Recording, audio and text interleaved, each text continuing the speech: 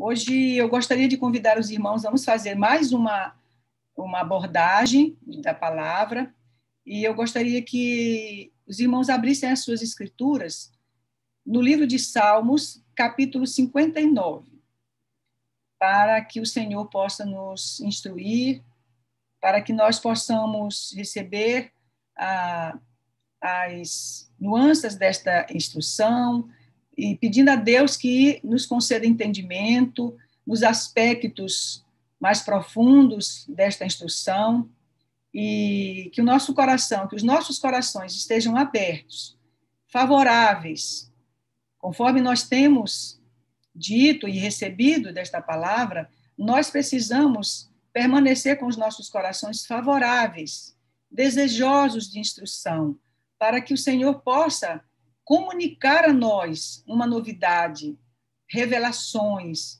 coisas importantes, profundas, que nós precisamos receber, que nós precisamos compreender, dadas todas as situações que estão postas hoje no mundo para nós vivermos. Então, o Senhor nos pede, quando Ele fazia um anúncio, uma anunciação, enquanto esteve na terra, Ele sempre dizia, Ele anunciava para a multidão, mas anunciava também para aqueles que estavam ali, como seus discípulos, seus seguidores, e dizia o seguinte: quem tem olhos de ver, que veja, quem tem ouvidos de ouvir, que ouça.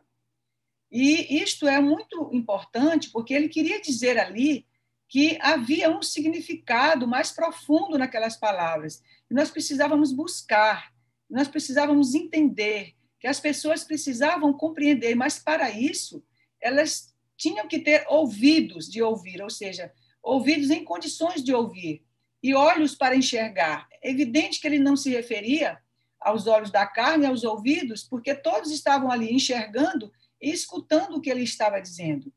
Mas ele queria que eles percebessem que havia algo ainda mais profundo, mais grandioso, não é? Algo ainda mais maravilhoso, que estava talvez oculto nas letras, mas que em tempo oportuno ele daria entendimento a todos. Naquela oportunidade, ele sabia que algumas pessoas compreenderiam a profundidade do que ele estava falando. E assim, hoje, nós nos encontramos reunidos em uma comunidade, nos reunindo aqui, mesmo distanciados por conta da situação que nós vivemos, que o mundo inteiro vive, mas distanciados fisicamente, mas unidos neste espírito, unidos no espírito da instrução, unidos no espírito de Deus que nos envolve, no desejo que nós temos em nosso coração de aprender, e, acima de tudo, despertos, que nós já somos da nossa identidade, conscientes que nós já somos da nossa identidade, melhor dizendo. Não é? Assim, nossa consciência, ela vem despertando aos poucos, evidentemente. Nós não despertamos abruptamente de um sono, nós vamos despertando aos poucos. E assim também é a nossa consciência. Nós vamos despertando aos poucos para a grandeza desta obra de Deus, para a grandeza destas promessas, para este Deus maravilhoso que nos foi apresentado por Moisés, que foi trabalhado nos Salmos por Davi, esteve em comunhão com este servo, Davi, e que foi novamente trazido ao povo na pessoa de Jesus como a luz deste mundo, portando este verbo, portando a natureza deste Deus grandioso, que é o Deus de Israel, e que nós agora estamos conhecendo, nos aprofundando, nos alegrando com estas novidades tão lindas, tão maravilhosas que nós temos recebido. Então, nós precisamos, aos poucos, mudando um pouco a nossa forma de ver as Escrituras, de ler as Escrituras, de buscar aprendizado em suas letras, nesta palavra que está aqui. Nós temos que, aos poucos, percebendo que a nossa abordagem de leitura, de busca, precisa ser um pouco diferente.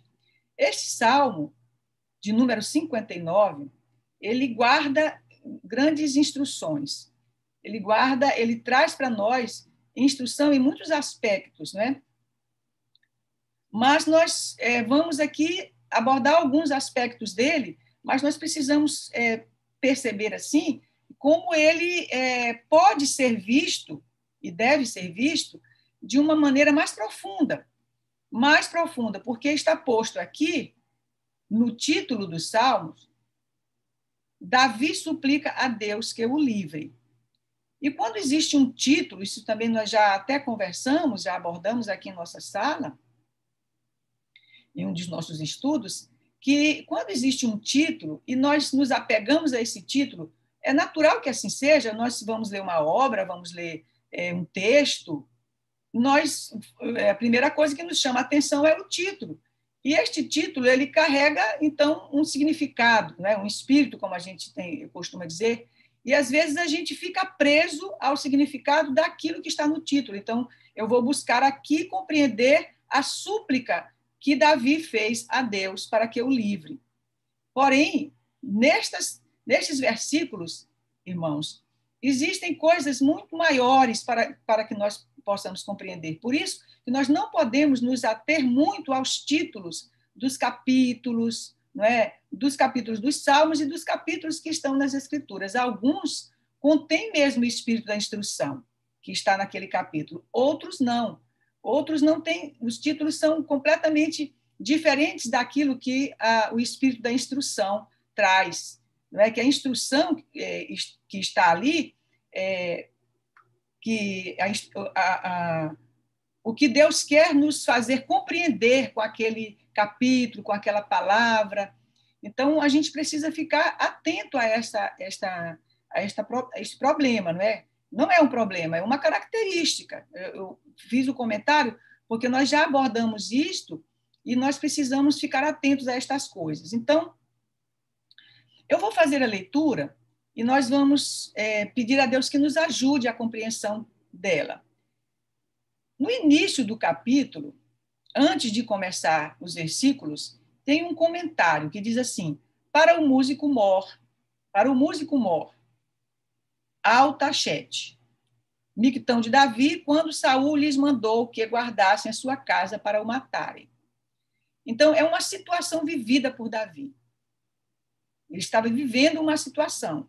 Imaginemos Davi, que fora ungido por Samuel, algum tempo antes desta situação, ungido como rei de Israel, e fora ungido por Samuel, por quê? Porque Saul, que era o rei de Israel, também ungido por Samuel, conforme conta a história no primeiro livro de Samuel, tinha resolvido em seu coração seguir os seus próprios caminhos. Ele recebia a instrução de Deus por meio de Samuel e depois de um determinado momento, que não durou muito tempo, esta submissão de Saul, ele foi tomado de uma autossuficiência e, achando-se ungido por Deus, resolveu seguir os seus próprios caminhos e tomar as suas próprias decisões sem se aconselhar com Deus, por meio de Samuel. Samuel era o profeta que estava ali conduzindo os destinos de Israel por meio de Saul. Então, acometido desta doença, que é muito comum em nossos dias e também em nosso meio, que é a autossuficiência, não é? É quando nós nos convencemos de que temos Deus, então Deus fala conosco, nós não precisamos nos aconselhar com ninguém, porque nós sabemos muito bem o que fazer das nossas vidas. E então Deus nos abandona, deixa que nós sigamos os nossos próprios caminhos, não é? Ele permite que nós vivamos as nossas experiências para que a gente aprenda, para que a gente saiba que Ele é Deus, a hora que chegam as consequências das nossas escolhas. Então, assim aconteceu com Saul. E este ungido de Deus, que era Davi, estava em perigo por causa do ciúme, da inveja que tinha acometido Saul, com medo de perder o reino, como se estivesse nas mãos dele os destinos daquele reino. Então, nós precisamos assim contextualizar um pouco, buscar nos livros que aprofundam esta escritura, não é? Nos comentários dos sábios que já fizeram isso muitas vezes, por muito tempo, o contexto, que alguns salmos a gente precisa compreender um pouco o contexto. E este contexto é isto: Davi estava em perigo de morte. Ele poderia ser morto por Saul. Por quê? Porque Davi, havia nele a unção de Deus, havia nele uma grande responsabilidade. Davi estava ali carregando, vamos dizer assim, não é? A verdade de Deus. Ele era um ungido de Deus, um servo de Deus que tinha vindo fazer um trabalho, irmãos. Ele tinha vindo fazer um trabalho. O trabalho dele, que ele ainda não sabia qual era juntar essas tribos, juntar, fazer uma unidade de povo que ainda não havia acontecido. Então, ele tinha vindo juntar essas tribos, transformar estes filhos de Deus, né, estes filhos de Jacó, em um povo só, em uma nação. Era algo muito importante. Importante demais, assim, para aquele tempo, mas muito mais para o futuro, muito mais para o estabelecimento do reino. A história de Davi é uma história muito importante para nós aprendermos, né, conhecermos com mais profundidade, porque ela tem a ver com o reino. O povo desta casa é o povo que vai trabalhar no reino, que trabalha no reino, o povo que Deus cuidou, zelou, instruiu, capacitou, né, nas batalhas, todas as batalhas, não só nas batalhas de guerra, mas em todas as outras batalhas, para os grandes enfrentamentos deste tempo, a hora que o reino, de fato, esta nova civilização, se estabelecerá. Então, esta vida deste servo, ela representa, na verdade, a vida do povo. Por isso que nós precisamos conhecer a vida de Davi.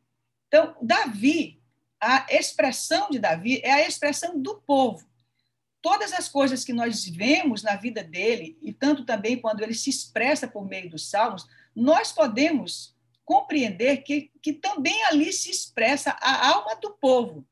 Acho até que essa terminologia fica até mais fácil de nós compreendermos. É como se ele estivesse ali expressando a alma do povo. Como ainda não havia essa nação, estava ali sobre Davi essa responsabilidade, essa simbologia, esse peso, né?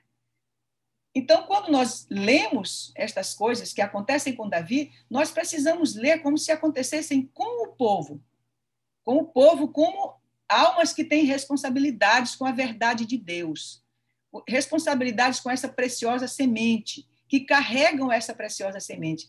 Servos verdadeiros de Deus, do Deus Altíssimo, servos verdadeiros. Nós não estamos falando de almas de pessoas religiosas, nós não estamos falando de religião. Elas estão também nas religiões, mas nós não estamos falando de religião. Estes homens e mulheres, estas almas, elas estão no mundo, elas têm comunhão com Deus, porque elas são servos de Deus, são almas que Deus vem conduzindo para servir este grande propósito dele, que é o estabelecimento de um novo tempo, de uma comunidade, de uma nova humanidade, irmãos. É algo muito grande, muito bonito, e nós precisamos cada vez mais receber isso em nosso coração como uma honra de estarmos participando desse grande trabalho de Deus, se é que somos povo. Se nós sentimos em nosso coração, as fibras do nosso coração, tremer com essas novidades, nos alegrar com a palavra, desejar, não é? Desejar ser instruídos nela. Se nós somos essas almas, se nós nos sentimos assim, nós somos essas almas. Se nós estamos na igreja para nos justificar, para fazer as nossas obras, para fazer só o que nos pedem, nós não somos essas almas. Ou não estamos despertas ainda. Mas o que falta para nós despertarmos, não é mesmo? O que será que nos falta? Então, podemos compreender desta maneira, irmãos. Davi, então, aqui é a expressão do povo. E estas coisas que acontecem com ele são coisas que acontecerão com o povo. Nós precisamos entender desta maneira. Da mesma forma, também nós temos que compreender que é também uma expressão de Jesus, não é? E fala também do Senhor, porque a figura de Davi se confunde com a figura de Jesus. Porque da mesma maneira que Davi veio para juntar esse povo, para fazer essa nação, formar essa nação, e desta casa, não é? desta casa dele, deste trabalho dele, sairia o Salvador, como saiu o seu filho Salomão, para fazer um grande trabalho no meio do povo, sairia também o Salvador para fazer um grande trabalho no mundo, que é Jesus, que é o nosso Senhor. Então, também se confunde com Jesus, se confunde não, se funde, confunde é um termo inadequado. A figura de Davi se funde com a figura de Jesus nesta palavra, em muitos dos salmos, como se fosse a mesma coisa, a mesma comunhão, embora estivéssemos aqui falando de um servo e de um Senhor, como ele mesmo disse o Senhor Deus ao meu Senhor, que é Jesus, que conduz essas almas e esta humanidade durante todo esse tempo. Então, nós temos que partir destes três aspectos, não é? No entendimento deste salmo, especialmente agora que nós estamos lidando com ele, mas de muitos outros salmos. Davi, não é? Como esta cabeça deste povo, este povo como um corpo, porque nós não podemos mais imaginar que a instrução vem individualmente somente para nós, conforme nós temos aprendido, nós fomos instruídos individualmente, essa palavra veio nos instruir durante muito tempo, todos nós que aqui estamos ouvindo, não é? Nesta comunidade, nós temos ouvido essa palavra há muito tempo, somos instruídos individualmente, muito tempo. Agora nós precisamos criar um espírito coletivo em nosso coração, uma alma da coletividade do povo. Nós precisamos nos inserir neste corpo. E todas as vezes que nós lermos o Salmo, nós temos que nos sentir como um povo a quem Deus vem guiando, vem instruindo e que passará por grandes dificuldades. Passará por grandes dificuldades por causa das responsabilidades assumidas diante de Deus, mas ao mesmo tempo sabendo que este Deus que nunca nos abandonou, que nunca nos deixou, continuará guiando os nossos caminhos, guiando os nossos destinos, guiando as nossas lutas e à frente das nossas batalhas. Davi, então, começa nesta situação. O que aconteceu? Saul tinha decidido matar Davi. Tinha decidido. Não é? E havia dentre os filhos de Saul, o filho dele chamado Jonatas, que foi uma peça muito importante nesse livramento de Saul. Assim também como a sua esposa, Mical, foi outra peça muito importante nesse livramento de Davi, desculpem. Então, Jonatas foi um instrumento de Deus ali para livrar Davi, porque Davi não poderia morrer, dada a grande responsabilidade dele, não é? Ele precisava fazer um trabalho muito grande e também foi livrado pela sua esposa. Vamos à leitura, irmãos. Versículo 1. Livra-me, meu Deus, dos meus inimigos, defende-me daqueles que se levantam contra mim. Livra-me dos que praticam a iniquidade, salva-me dos homens sanguinários. Pois eis que põem ciladas a minha alma, os fortes se ajuntam contra mim, não por transgressão minha ou por pecado meu. Ó Senhor. Estes 3 salmos aqui, então, Davi faz uma súplica a Deus. Davi faz uma súplica a Deus, que o livre dos seus inimigos. Pede que Deus o defenda dos seus inimigos. Diz mais, diz que estes inimigos põem ciladas à sua pessoa, à sua alma, ao seu ser, né? Diz mais, os fortes se ajuntam contra mim. E olha, interessante, irmãos, ele fala, não por transgressão minha, mas, e nem por pecado meu, ó Senhor. Então, por que razão Saul estava perseguindo Davi? Saul estava perseguindo Davi porque Saul estava numa situação de envolvimento pelo espírito da soberba, da autossuficiência, das trevas, do mal, não é? Ele não sabia quem era Davi. E por que ele não sabia quem era Davi? Porque ele tinha sido ungido por Samuel, não é? Tinha sido ungido, poderia ter comunhão com Deus, mas ele perdeu a comunhão por causa destas coisas. Ele perdeu a comunhão com Deus. Então ele não sabia quem era Saul, quem era Davi. Saul não sabia quem era Davi. Porque não havia entendimento e nem sabedoria nele porque havia perdido a comunhão com seu Deus. Muito bem, Saul ali, irmãos, representava o mal, representava esta força que está hoje no mundo, e que sempre esteve, mas hoje está com muito mais poder do que nunca esteve, e que tem como alvo a verdade de Deus, os homens de Deus, mesmo sem saber o que fazem. Nós temos que compreender desta maneira para que a gente para que nós possamos nos posicionar, porque às vezes nós imaginamos que basta que nós fiquemos em nossas casas, que nenhum mal vai nos acontecer. Como os eventos ainda não aconteceram de fato, nós podemos estar muito tranquilos, né? E achando que nós estamos blindados, porque temos os nossos momentos de oração, sem perceber, muitas vezes, que nós estamos em perigo, irmãos. Nós estamos em perigo porque o mundo está cheio destes homens descrentes, destes homens que põem ciladas, não é? aos servos de Deus. Se nós somos servos de Deus, se nós somos servos deste Deus Altíssimo, há que ter em nós responsabilidades dadas por Ele. Há que ter em nós responsabilidades dadas por Ele. E que responsabilidades são essas? De anunciação da luz, de anunciação da verdade. Se Jesus disse, vós sois a luz do mundo, vós sois o sal da terra, não é? Se Jesus disse isso para nós, dizendo que tínhamos uma responsabilidade, é evidente que as trevas, ou seja, o espírito que envolve a descrença, a soberba, a autossuficiência, ele vai atrás dos que contêm a luz, dos que contêm as responsabilidades, dos que contêm a verdade de Deus, dos que são servos de Deus, irmãos. Nós precisamos pensar dessa forma, coletivamente, para que nós possamos saber o que fazer, para que nós possamos saber a quem recorrer. É isso que Davi fala aqui para nós. É isso que esta palavra, nestes primeiros versículos, dizem para nós. Ele apresenta uma situação. Ele disse, os homens que praticam a iniquidade, os homens sanguinários, ou seja, os homens maus, os homens descrentes, os homens que não reconhecem Deus, os homens que não têm laços com Deus nem com esta palavra, né? Querem me matar, disse Davi, querem tirar minha alma, põem ciladas, mas não por causa dos meus pecados, mas porque ele tinha laços com Deus.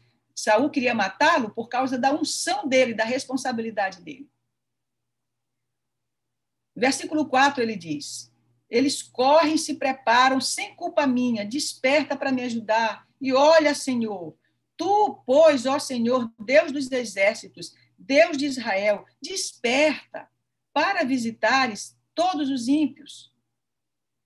A palavra aqui está gentios, porque era nessa época os ímpios, né, os descrentes, outros povos que não conheciam este Deus, eram chamados gentios.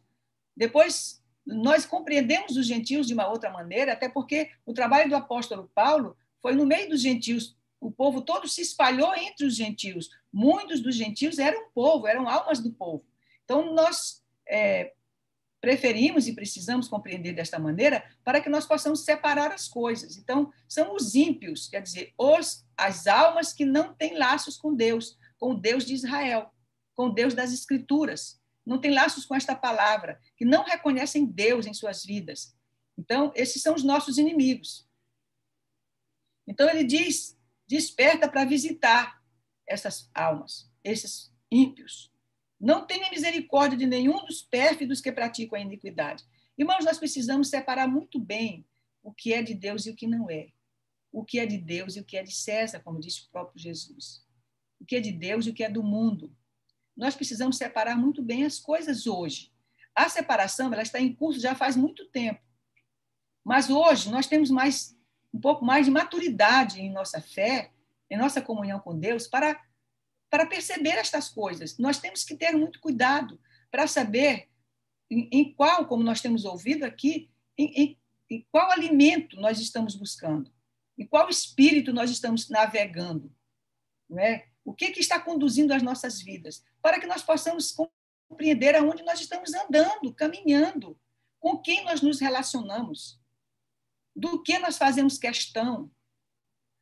nós precisamos, assim, pedir a Deus que nos dê humildade e, acima de tudo, sinceridade, para diante dele dizer, Senhor, olha, se tu não estiveres comigo, eu vou ser arrastado com as multidões dos ímpios. Se tu não estiveres comigo, se tu não me instruires, me instrua, me ensina o teu caminho, meu Senhor. Se nós estamos entendendo que somos almas desse povo, nós precisamos clamar a Deus desta forma, irmãos, como povo.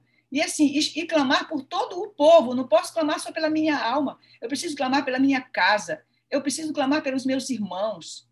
Eu preciso pensar o que vai acontecer se chegar o tempo onde nós precisamos separar de fato e não podemos mais fazer as coisas da nossa rotina, do dia a dia, por impossibilidade do mundo, das situações que virão sobre o mundo, onde nós ficaremos, por exemplo.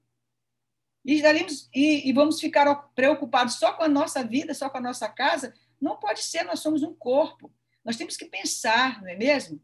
Se estamos sendo conduzidos nesse sentido, se tem alguém que nos conduz à instrução, e que fala com Deus e que Deus fala, não é, com ele, então nós temos que prestar atenção para onde vai a instrução. Para onde nós iremos? Nós vamos ter que resolver estas questões. Nós temos que começar a pensar dessa forma, sem nenhum temor, porque Deus, o Senhor está conosco. É uma batalha que nós estamos enfrentando. E a batalha maior ainda nem começou, não é mesmo? Então, ele pede aqui, Senhor, desperta e visita esses ímpios. Como que Deus vai visitar esses ímpios? De forma, estabelecendo o juízo, não é?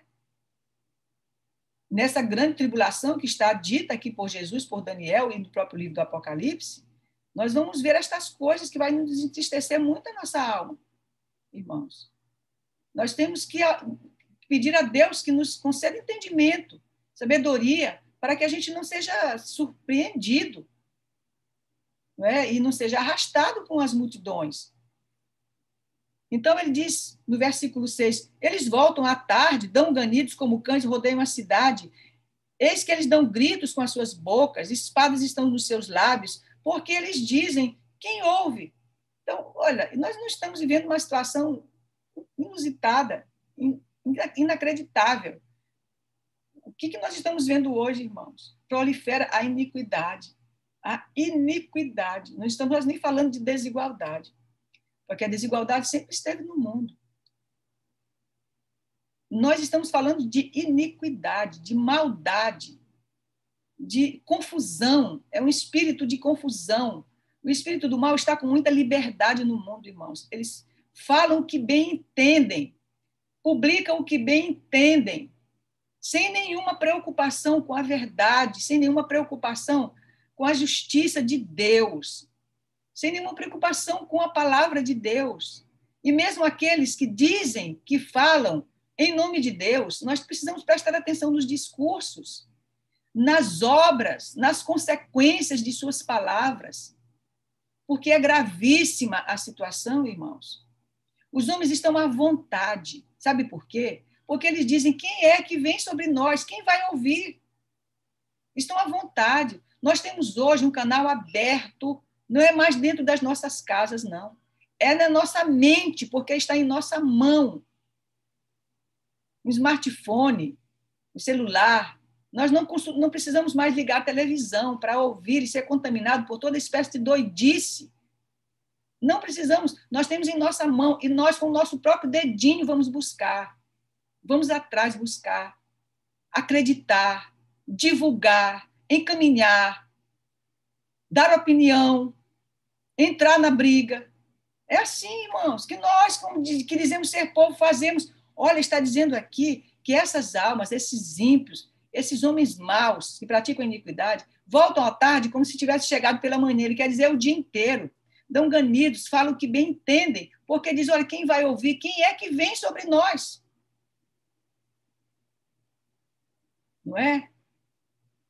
Estamos vivendo essa situação, ou não estamos vivendo como povo essa situação. Não tem nada que a gente vá fazer que não dê problema, irmãos. Até fazer o bem hoje é difícil. Você vai fazer o bem, você não consegue fazer o bem que você gostaria de fazer. envolve um espírito de confusão, é uma coisa impressionante. Aonde esse povo, chamado de Deus, que tem a candeia, que tem a luz, que é sal, aonde ele está, as trevas vão se mobilizar contra esse povo, e se mobilizam nas pequenas coisas hoje, e vão se mobilizar nos grandes acontecimentos mais tarde. Por que não? É isso que diz a palavra. Então, nós temos que prestar bem atenção no que nós estamos fazendo, ter cuidado com tudo. O povo ímpio, né? Este povo aqui, descrente, que não reconhece Deus, está à vontade, fala o que bem entende. E nós sabemos, pela instrução do nosso Deus, que nós não podemos falar o que nós bem entendemos. Nós não podemos falar que não seja pela palavra de Deus. O apóstolo Paulo sempre instruiu nesse sentido. Nosso falar precisa ser pela palavra de Deus. Nós temos que estar embasados, fundamentados na instrução que nós recebemos faz muito tempo. No versículo 8, ele diz, mas tu, Senhor, te rirá deles. Haverá um juízo, não é? Te rirá deles, zombará de todos os ímpios. Uma figura de linguagem, uma metáfora, não é? Dizendo que ele disse, olha, não adianta, porque haverá um juízo, eles sairão do mundo, não permanecerão no mundo. Está apenas confirmando o que diz o conjunto das instruções nas Escrituras acerca do juízo, acerca da justiça de Deus, acerca do estabelecimento do reino de Deus, que é esta nova humanidade, onde este Deus nos apresentado por Moisés, por Davi e por Jesus, reinará no sentido de que estará presente no coração das pessoas. Este povo construirá um novo tempo com muito trabalho, com muito sacrifício. Com muito trabalho e com muito sacrifício, é bom que a gente não esqueça isso, como se o reino não vai se estabelecer como um passe de mágica, vai ser trabalho dos servos de Deus, dos servos do Deus Altíssimo, vai ser o trabalho desses homens e mulheres. Então, se somos esses homens e mulheres, se somos essas almas, irmãos, nos preparemos, porque nós vamos trabalhar muito. Não vamos ficar de perna para cima, não esperando que caia o maná do céu, porque não vai cair. O Senhor estará conosco, nos instruindo, porque já nos instruiu esse tempo inteiro, nos dizendo o que fazer. Todas essas coisas que nós estamos falando aqui, elas estão escritas neste livro. Não estamos falando nada que não esteja escrito neste livro, porque se estivermos falando alguma coisa que não esteja fundamentada nas Escrituras, nós pedimos aos irmãos que não ouçam.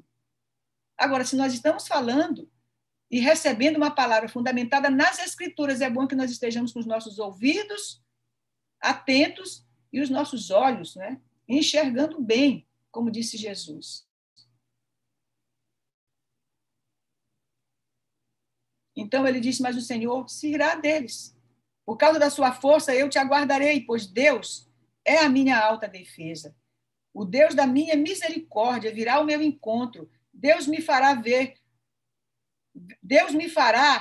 sobre os meus inimigos. É isso que ele quer dizer aqui nesse versículo. Deus me fará sobre os meus inimigos, me levantará sobre os meus inimigos. A certeza que Davi tinha que, embora ele estivesse correndo um risco muito grande, ele tinha certeza que Deus o sustentaria e o faria sobre os seus inimigos.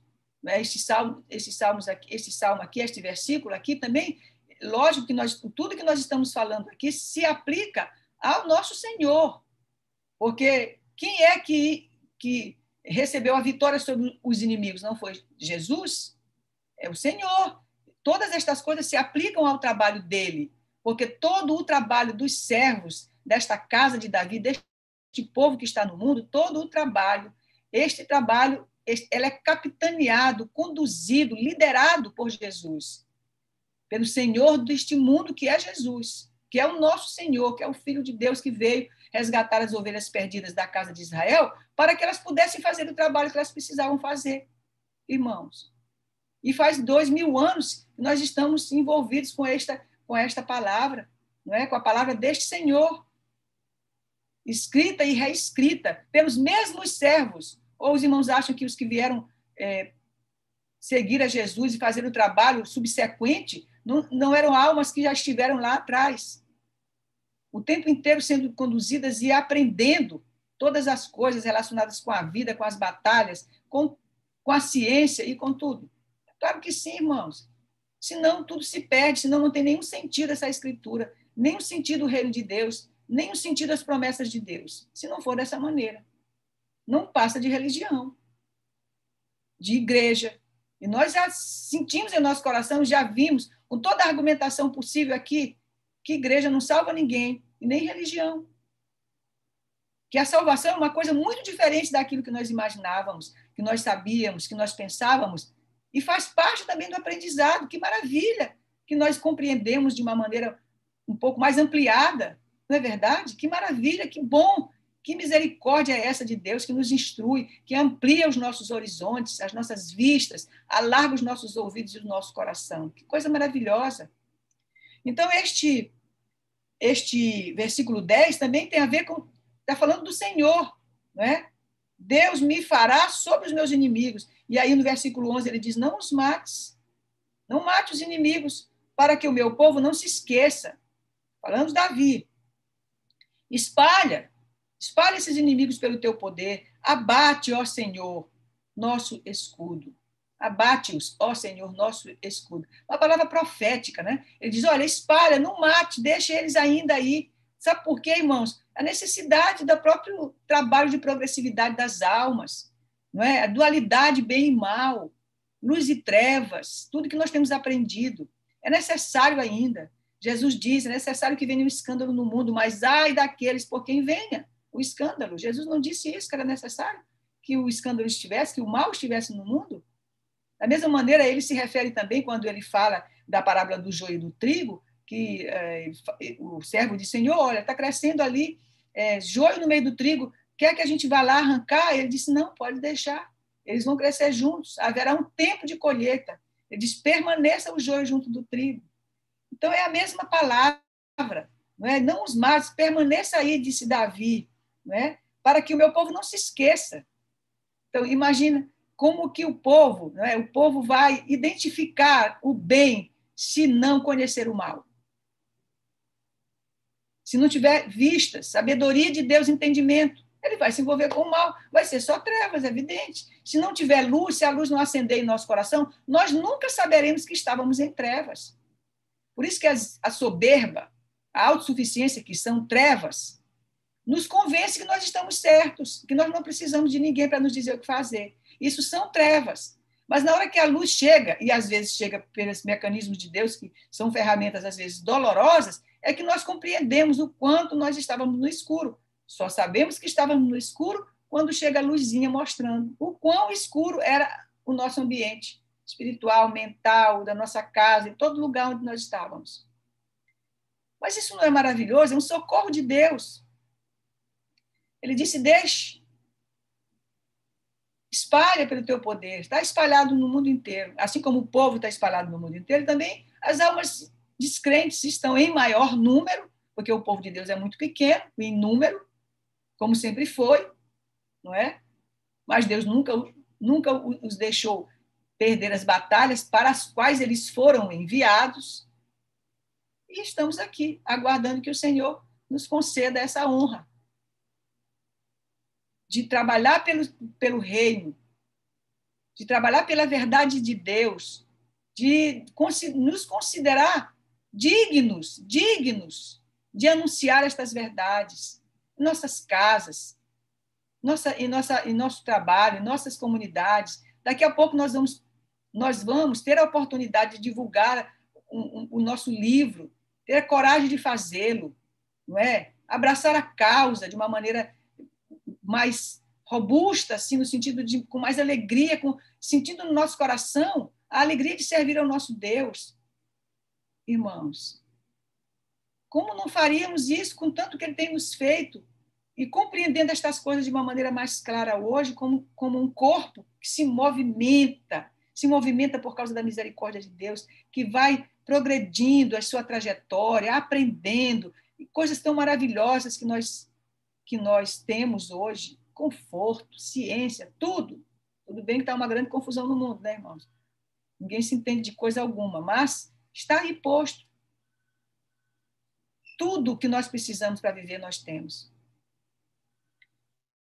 Versículo 12, ele diz, pelo pecado da sua boca, pelas palavras dos seus lábios, fiquem presos na sua soberba, e pelas maldições e pelas mentiras que falam. Então, os homens que não têm laços com Deus, eles se enredam em suas próprias mentiras, enredam em suas palavras, em suas obras, não conseguem sair daquilo, se convencem que estão certos, tomam decisões as mais loucas possíveis, mas acham, porque assim, não estamos dizendo que dentro dessas almas, desses ímpios, não existam aqueles que falam em nome de Deus, como sempre existiu, irmãos.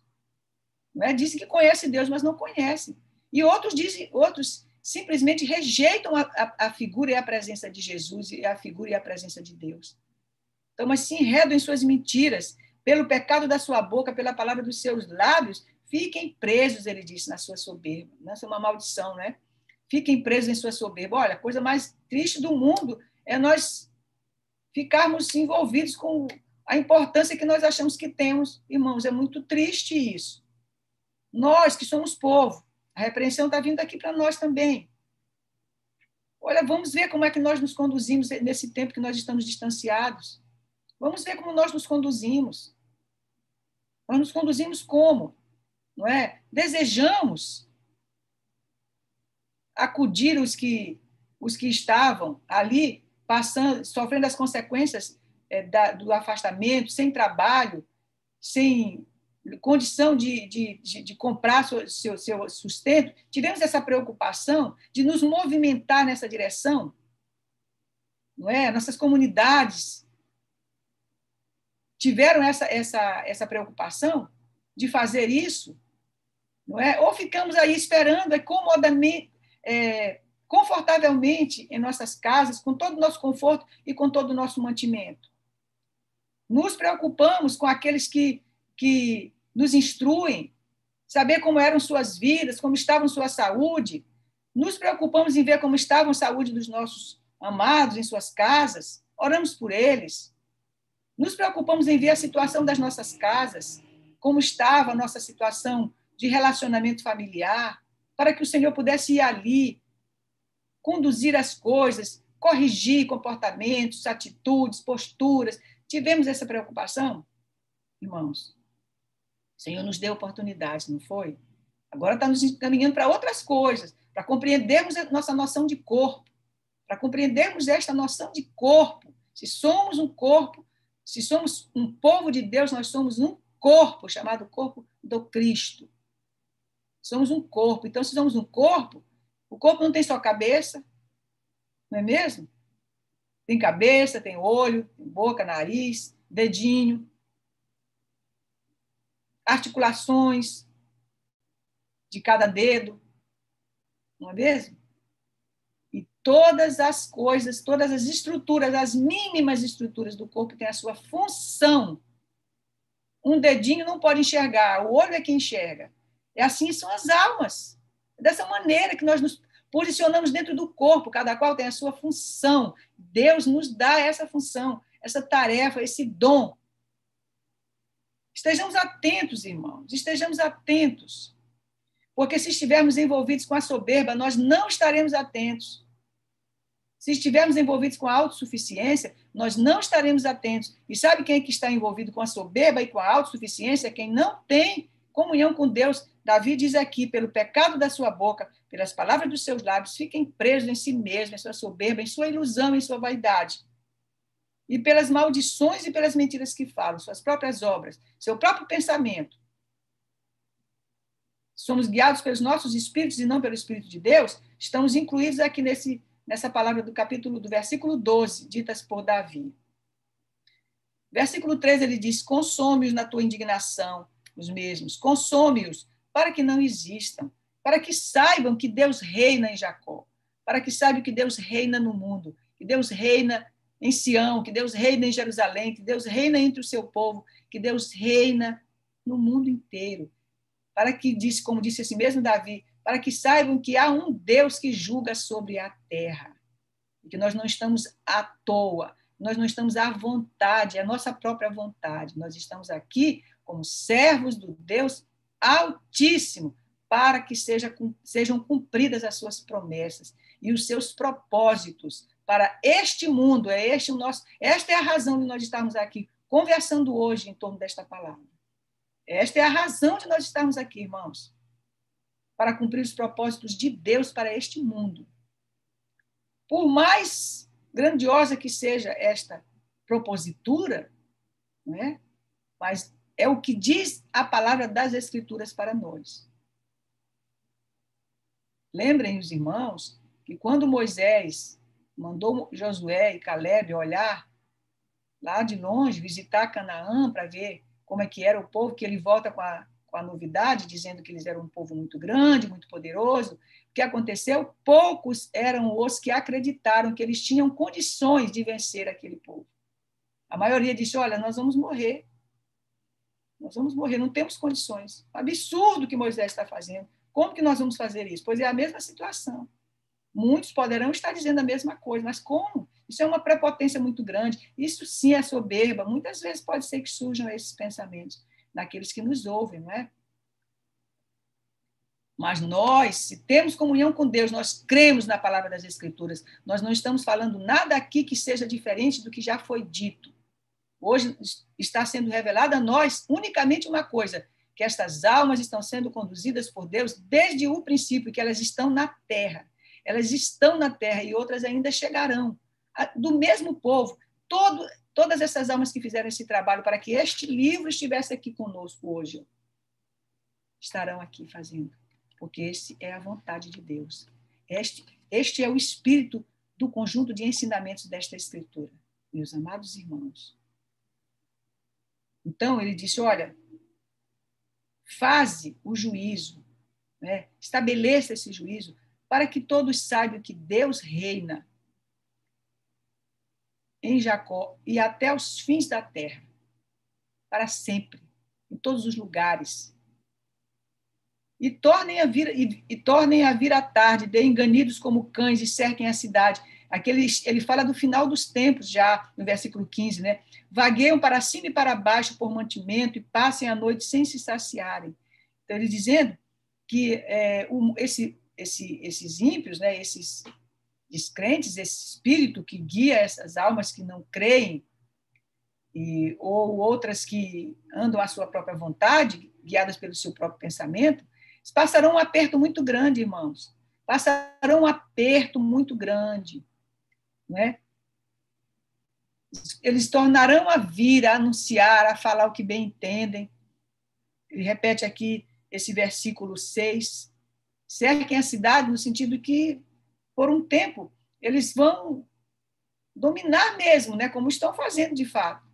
Né? Como estão fazendo de fato. Cercam a cidade como se colocassem o povo numa situação de perigo, que é o que vai acontecer. E já está acontecendo, na verdade. Então, como se colocasse o povo em uma situação de perigo, como se dominasse aquela cidade, né? Então, cerquem a cidade, falam o que bem entendem, cerquem a cidade e deixam o povo ali, dentro daquela cidade, numa situação sem saber o que fazer. É essa imagem que ele quer que a gente compreenda também, nesse sentido, que é assim que funcionavam os cercos. Chegavam os inimigos, cercavam as cidades e lançavam várias coisas sobre as pessoas que estavam ali, não é? Coisas do mal mesmo, tornam a vir à tarde, deem ganidos como cães e cerquem a cidade. Então, assim, para a gente compreender que é uma situação que já aconteceu e voltará a acontecer, só que em uma proporção muito maior, né? Uma proporção muito maior, tanto no sentido da maldade, da iniquidade, do espírito, do poder do espírito que domina essas mentes, que é o que nós chamamos de besta, né? Tanto do poder desses espíritos, quanto também da maturidade do povo. O povo estará mais maduro, estará conhecendo mais Deus, no sentido de saber que o Senhor não deixará este povo à vontade dos inimigos. Nós estamos lidando aqui com o Deus de Israel. Nós estamos aqui a serviço deste Deus de Israel, do Israel bíblico, o mesmo Deus que falou com Moisés pessoalmente, o mesmo Deus que mandou Davi juntar as tribos, irmãos. O mesmo Deus que enviou Jesus para resgatar as ovelhas e iniciar todo o trabalho de estabelecimento do reino, desde que ele aportou aqui, começou o trabalho. O mesmo Deus, é este Deus que nós servimos. Este é o Deus que nós servimos. Não é Deus de religiões, é o Deus das Escrituras, que está nos ensinando coisas grandiosas, coisas importantes, coisas profundas, para que a gente não tenha medo, para que a gente se encha de coragem, essa coragem da fé de que o apóstolo Paulo falava. Ele diz, eu, porém, versículo 16, cantarei a tua força, meu Deus, cantarei a tua força. Pela manhã louvarei com alegria a tua misericórdia, porque tu foste o meu alto refúgio e proteção no dia da minha angústia. É como se ele tivesse assim, falado aqui o versículo 16, ele fala como se ele tivesse chegado, então, à vitória. Né? Agora eu estou bem. Agora eu sei que não vou morrer, eu estou livre dos meus inimigos, né? Que é o trabalho do Senhor, o trabalho de Jesus, o estabelecimento do reino, não é? Para que o povo de Deus possa trabalhar em paz para a construção de uma nova sociedade, uma nova comunidade, uma nova humanidade. Se não, o mal não for retirado daqui, ninguém consegue fazer o trabalho, irmão, não se consegue. Então, ele fala o versículo 16 como se ele estivesse já protegido, como se ele estivesse já longe da agressão do inimigo, longe da agressão de Saul, no caso de Davi. Como se Jesus tivesse, então, já colocado os seus inimigos no estrado dos seus pés. Eu, porém, cantarei a tua força, pela manhã louvarei com alegria a tua misericórdia, porque tu foste o meu alto refúgio, ou seja, tu me livraste de todos eles. Proteção no dia da minha angústia. A ti, ó fortaleza minha, cantarei salmos. A ti, ó fortaleza minha, eu te louvarei. Eu me alegrarei. Olha que lindo essa imagem, né, irmãos? A ti, ó fortaleza minha, cantarei salmos. Porque Deus é a minha defesa e o Deus da minha misericórdia, o Deus da minha salvação. Não é? Então, as imagens que ele traz, louvando Deus, cantando Deus, né? Sentindo no coração toda a grandeza de Deus, toda a bondade de Deus, todo o poder de Deus. É maravilhoso, né? É maravilhosa a imagem que ele traz de comunhão que este Davi tinha, que era a mesma comunhão que o Senhor tinha, como se fossem um só. Então, a figura de Davi se confunde com a figura de Jesus por isso, irmãos. E a gente entende hoje que essa figura de Davi é a figura do povo. Todas as coisas postas na vida dele, na casa dele, eram coisas que o povo passaria, o povo precisaria compreender que passaria para o aprendizado, para várias coisas, para ser provado, para ser testado, para ser capacitado, enfim. E hoje a gente compreende um pouco melhor estas coisas, que o Senhor nos deu um entendimento de tudo isto, né? Que nos ajude a compreender um pouco mais, que nos ajude a extrair mais coisas desta inesgotável lição, deste inesgotável livro. As abordagens que não foram colocadas aqui, que nós possamos receber do Espírito de Deus enquanto nós dormimos, ou amanhã, quando formos analisar novamente os Salmos. Que o Senhor nos ajude, nos sustente, nos alegre todos os dias e abençoe as nossas vidas, as nossas casas e todo o seu povo espalhado pelo mundo. Amém, irmãos.